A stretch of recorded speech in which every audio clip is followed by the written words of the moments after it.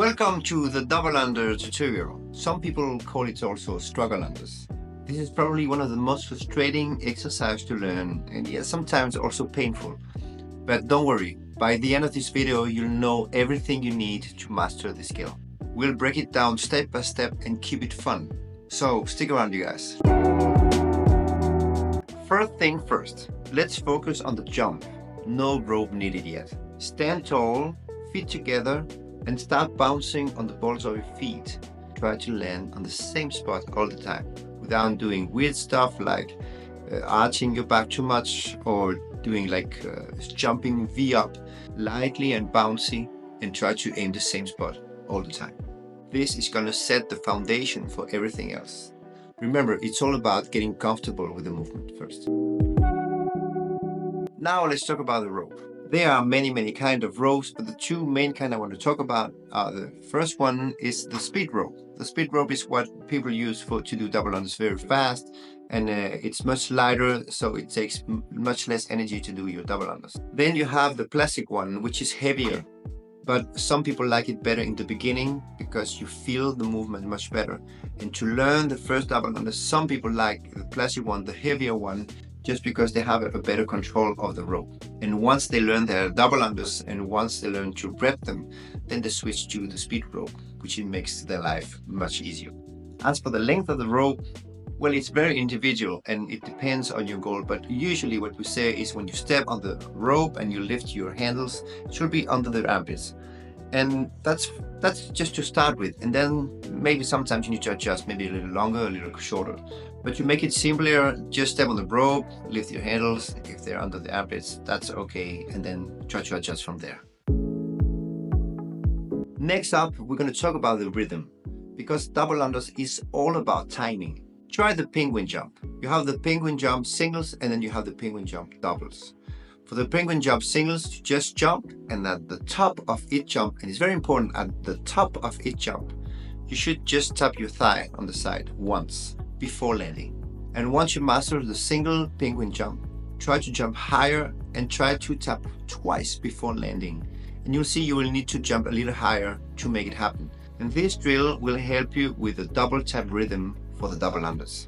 Keep your jump consistent and get into the groove. Now it's time to grab your rope. We're going to start with single unders.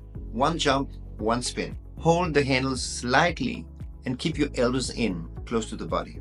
Keep it small, keep it controlled, and try to remember the rhythm you just practiced with the penguin jumps. And this is where you start connecting the dots.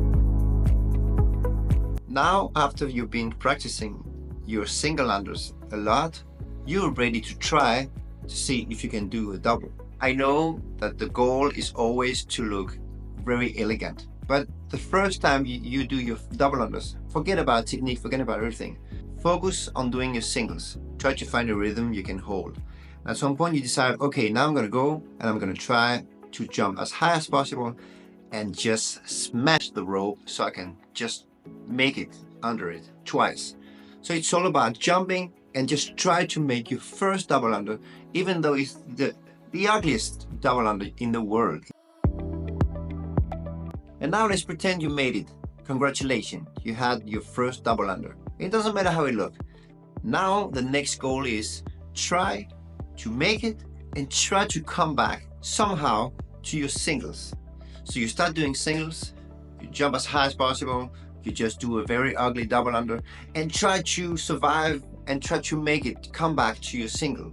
So this is going to require a little practice. You're going to start with singles until you're ready, jump high, do a double, land it, coming back to your singles, try to find the rhythm again. Once you stabilize and you're ready again, jump one more time and do a double and try to land it. At some point, after practicing this quite a lot, you will find it quite easy, or at least easier, to land your double and come back to your singles. Once you've done that, you're ready for the next part. Now you made it to the next part, and congratulations with that. Now we're going to structure the plan a little more. So now you know how to do singles, do one double and come back to the singles, find the rhythm again. But now what if I say you need to do 5 singles, 1 double? And when you land, you need to do 5 singles and 1 double. It's not random anymore. Now you need to force yourself to get ready after 5.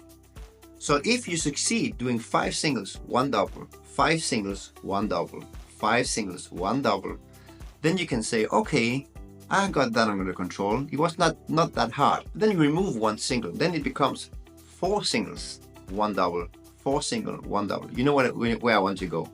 Every time you think something is easy, then you just remove 1 single. Eventually, you're going to make it to 1 single, 1 double, 1 single, 1 double. It takes practice, but you'll get there. And once you can do 1 single, 1 double, 1 single, 1 double, you're ready for the next part. So after a lot of practice, now you're stuck into 1 single, 1 double, 1 single, 1 double. And now what you can think about is when you do a single, you're more relaxed. And when you do the double, you're more tense. So it's like relax, tense, relax, tense. So when you go into the practice, do 1 single, 1 double, 1 single, 1 double. Relax, tense, relax, tense. And then think, okay, I'm going to do relax, tense, relax, tense, tense, tense, tense, tense. And then you're going to keep the tension going, like squeezing the tension.